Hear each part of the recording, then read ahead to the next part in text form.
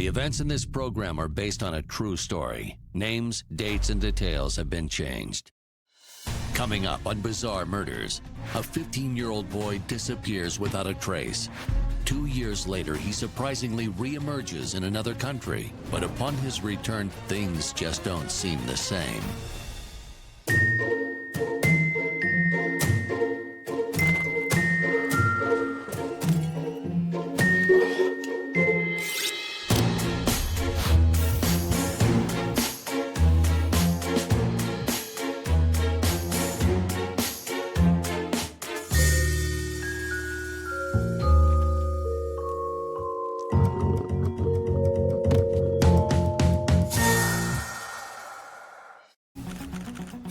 This is Thomas Gaines, a troubled kid from a troubled home. At just age 15, he already has 3 tattoos, one of which is a cross made of bones on his left hand. Thomas has developed a bad reputation around town for being physically and verbally abusive with his own mother, Janice Gaines. Give me the mirror. What? That's my mother's mirror. She's not in much better shape herself. Janice is a single mother who works the graveyard shift at the local donut shop. And she's developed a terrible addiction to heroin. And some would say, an even worse addiction to sweets.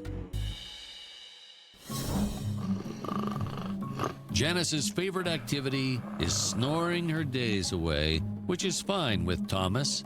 It gives him and his much older siblings, Kimberly and Craig, ample opportunity to behave badly. Thomas was recently arrested for shoplifting computers, a felony. Computers. He's on the verge of being sentenced to juvenile detention.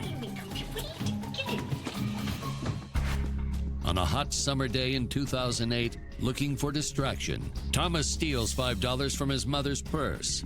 He grabs his wallet and backpack and heads out the door to play basketball at a local park with his friends. As night falls and the game wraps up, he calls home to ask for a ride. But as always, his mother is fast asleep. Annoyed, his older brother Craig tells him to just walk home instead. This is the very last time anybody will ever speak to Thomas Gaines. One quiet summer night, he disappears into thin air, and he's never heard from again. When a teen is reported missing, especially when there's a history of drug addiction or abuse or conflict in the home, it is almost always treated as a runaway. And in almost all of those cases, the kids are found and brought home within 72 hours or not at all. The clock is ticking on Thomas Gaines. The circumstances lead authorities to believe that Thomas ran away for any number of reasons. But as their critical 72-hour window closes, the police begin to worry that they won't find Thomas Gaines anytime soon. So here's the quandary the police have. Did something really bad happen to this kid, or did he take foot bail because he was afraid of going to juvie? Now the police have to start looking at different options, and they have to do it right away. Because 10% of these kids who go missing don't do it voluntarily. In Thomas Gaines' case, the vital hours turn into days, and then weeks, and then very quickly, 3 months pass without a single clue as to the boy's whereabouts. Then, one night, the cops receive an urgent phone call. Thomas's older brother Craig is on the other end of the line. He says he sees his little brother outside the house trying to break into the family's garage. The police race to the scene. They search the Gaines' garage and the rest of the property. There's not a single sign of a break-in at the house. The cops question Craig and begin to wonder if he made up the story, and if so, why? People make up stories to tell the police all the time. You wonder, is it for fun? Did they somehow misinterpret something they saw or the facts as they were told? Or sometimes it might just be a cry for help. 2 years after the disappearance of 15-year-old Thomas Gaines, cops receive a call from a police station in Italy. The man on the other end of the line says that a young man in their care recently escaped a European drug trafficking ring where he was forced to traffic narcotics. The young man claims he was kidnapped 2 years earlier from Pomona, California. His name is Thomas Gaines. The police are stunned. The Italian caller lets them know that although visibly traumatized, Thomas seems to be in good condition. He's even learned to speak bits and pieces of several languages, including French. Now, this is unbelievable. I mean, the odds of being found alive after being gone for 2 years is got to be somewhere like 1 in 10 million. You have a greater chance of being eaten by an alligator than you do of being found alive after being held captive for so long. Hi, Miss Gaines. Yeah. Investigators arrive at Janice's door and inform her of the good news. Her long-lost son, Thomas, may have been found alive in Italy. Authorities need a family member to fly over to Europe to confirm his identity. The Gaines are in complete and utter shock. Finally, they have some of the answers to his disappearance and are thrilled he is alive. But Craig is uncharacteristically quiet, taking in all the news. They found Tommy. He seems shell-shocked at the news. A local church raises the money to pay for Kimberly, Thomas's older sister, to fly to Italy. Kimberly is known as the Good Gaines. She is kind, sweet, and a little naive. She's never traveled outside California before, let alone the United States. But she is really looking forward to positively identifying her little brother and ending her family's 2-year nightmare.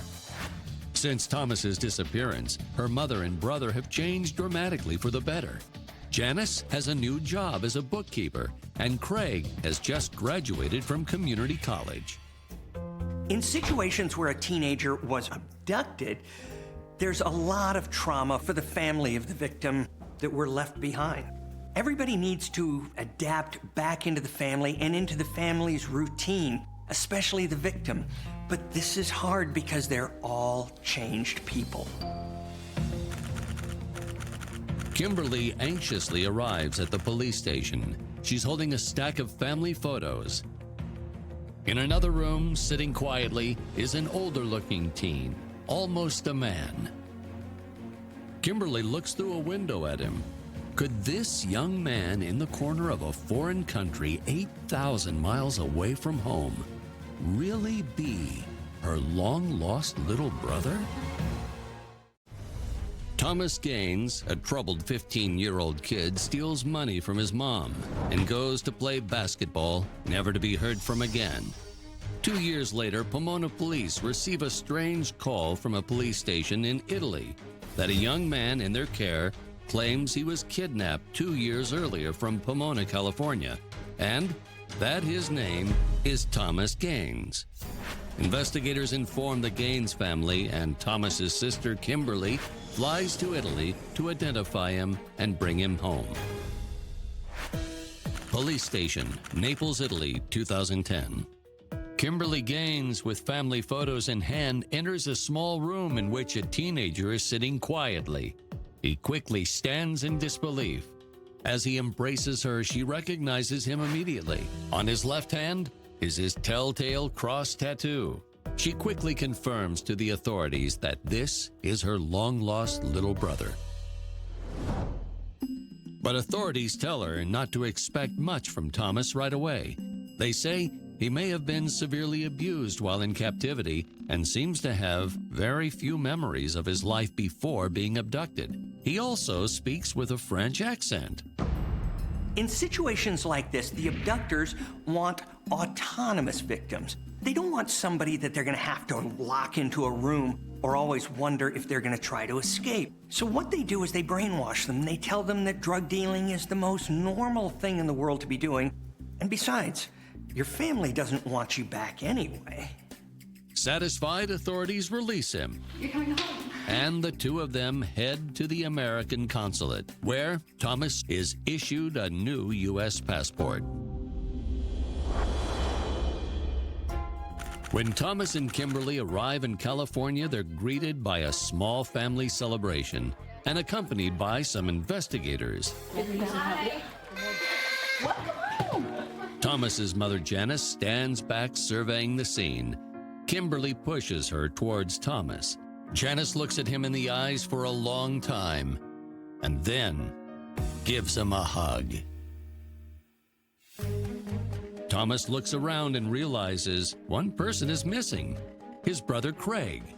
He asks her where his older brother is, but she tells him he couldn't make it. Craig has just graduated from community college, but then checked himself into a drug treatment program. While the Gaines are overjoyed to have Thomas home, little things about him seem quite strange to them. Thomas's eyes have changed color.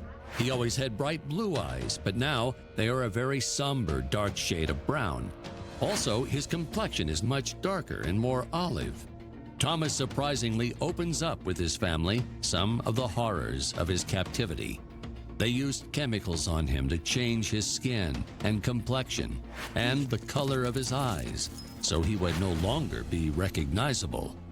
The Gaines are rightfully horrified and want Thomas to get back to as normal a life as possible. Janice now lives in a very small studio apartment, so Thomas moves in with Kimberly and her husband in their trailer about 20 miles outside of town. Yeah, this is it. Yeah. He sleeps on a mattress on the floor. He quickly enrolls in the local high school as a senior. That's a much more rural life than where Thomas used to live in Pomona. Family thinks it's good for him to be around new schoolmates who don't know him from before and won't judge what he's been through. This is the story of a child who's been kidnapped, then transported to Europe by a drug trafficking ring, and then who manages to escape. It's the stuff of books and bad direct-to-DVD movies. A tabloid news program gets wind of Thomas's story and hires a local PI, Ron Dyson, to dig deeper into the story. Hello? Dyson shows up at Kimberly's trailer with a TV crew looking for Thomas. Thomas here. No. Kimberly asks them to leave, but Thomas walks out and volunteers to be interviewed. Dyson is stunned by the boy's thick accent and his broken English. Dyson compares a picture of 15-year-old Thomas with the 17-year-old teen before him and thinks something isn't right. After hearing Thomas's harrowing tale about how his eye color has been permanently altered, Dyson contacts several top ophthalmologists to ask if eye colors can be changed by injecting them with chemicals. They all tell him no. You can change your eye color with contacts, yeah, but with chemicals and eye drops, not so much. Dyson contacts a dialect expert to see if a person's accent could change so dramatically and if they would forget their native language after 2 years. Again, the answer is no. I mean, they might pick up an accent, maybe even new ways of phrasing their sentences, but they're not going to forget their native language. Dyson takes his suspicions to the Pomona police, but they are distracted by another case, a possible murder. Thomas Gaines, a troubled 15-year-old kid from Pomona, California, suddenly disappears without a trace. 2 years later, the police receive a strange call from the authorities in Italy. They say a young man named Thomas Gaines is in their care. His eyes are a different color, and he has a thick French accent. Thomas and his family try to resume a normal life, but a local private investigator, Ron Dyson, starts digging into his story, senses something is wrong, and contacts the Pomona police. Meanwhile, construction workers building a new subdivision in Pomona have unearthed the skeletal remains of a preteen boy. Found along with his bones are a t-shirt and basketball shorts, a dirt-stained backpack, and the wallet of a 15-year-old Thomas Gaines. Homicide detectives are concerned. They send the bones away for DNA testing. If the bones are Thomas Gaines, then who is the young man living with them? If the bones are not Thomas's, then whose are they? Authorities decide they must get DNA from Thomas Gaines. They visit the trailer and invite Thomas to come to the station with them to answer questions about his captors. Okay. Good. Thomas obliges, and while at the station, they have him take a DNA test and fingerprints. Yeah. You know, they didn't fingerprint him? I mean, really? That's the first thing you do. It is crucial to find out things like, who is this guy? The police run his fingerprints through the FBI database and Interpol. They get a hit, but they're stunned with the results. The person claiming to be Thomas Gaines is actually a French national by the name of Jacques Gobert. He's known to law enforcement agencies in Europe as an impersonator of missing children. He even has a nickname, the Changeling. Each time Jacques was exposed as an imposter, he would casually admit to his crime and move on in the dead of night to a new town and start again.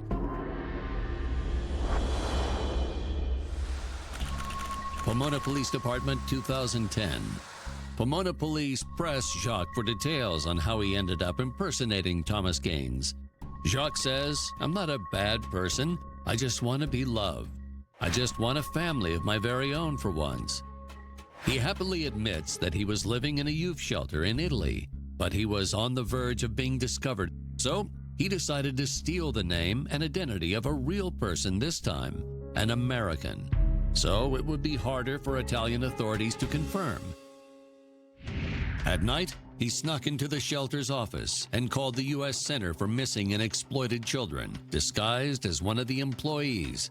Jacques basically describes himself to the woman on the phone, and she checks her databases and finds that this kid bears a strong resemblance to a kid who went missing out of Pomona 2 years before. And so what if the eye color doesn't match? Everything else was so close. The U.S. Center for Missing and Exploited Children quickly emails Jacques a picture of Thomas Gaines on the shelter's computer. He thinks he closely resembles the American boy and can easily pass as him. Gobert confirms that the missing teen is at the shelter standing in front of them. Now the con is on for Jacques. He studies the picture and finds this tattoo on the kid's hands. Next stop, the tattoo parlor, where this genius gets the exact tattoo on his hand, right about there. Final stop, the Naples Police Department. And that's how it happened. But now the Pomona police aren't just looking at Jacques as an imposter. They're looking at him as a murder suspect. Police arrest Gobert on another charge, forgery. At this point, there's more questions than answers. And two of those questions are, number one, what happened to Thomas Gaines? And number two, why are the Gaines family playing along with the charade that Jacques is Thomas? When police get the DNA back from the bones, it's a match for Thomas Gaines. They begin to interrogate Jacques. He doubles down on his story of impersonating the boy, but says he had nothing to do with the boy's actual disappearance. But he says the only family member who avoids him is Thomas's older brother, Craig. He tells the police he thinks Thomas's brother had always known he was an imposter, but he's not sure why. Jacques Gobert is a con man in his early 20s from France. He has duped a long-suffering family and authorities from 2 different countries into believing that he's Thomas Gaines from Pomona, California.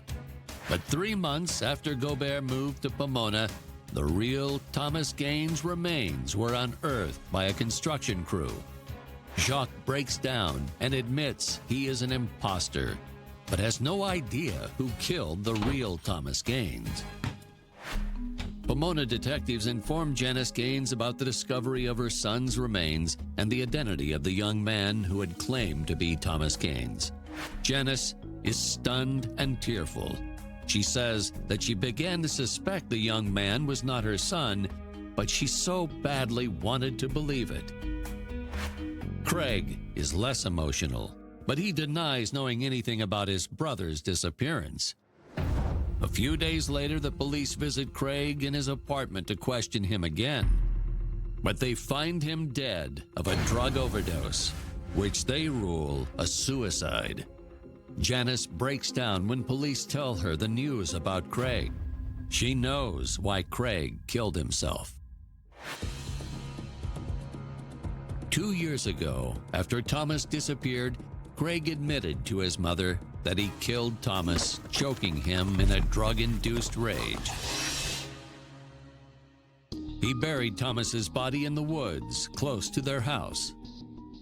Janice probably kept Craig's secret all these years because of her own guilt, shame, and to protect the one son she still had left. Janice Gaines is found guilty of accessory to murder and goes to prison for 10 years. Meanwhile, Jacques Gobert pleads guilty to perjury and possessing and obtaining official documents under false pretenses. For his callous and thoughtless impersonation of a missing boy, Jacques is sentenced to 6 years. This is a case with multiple tragic endings. It's the story of a family who loses a child only to have him resurface years later and then to lose him again to the most unimaginable circumstances. On the other hand, a man who just wished he had a family to love him went to great lengths to make that happen. And for a little while, maybe it was healing for both of them.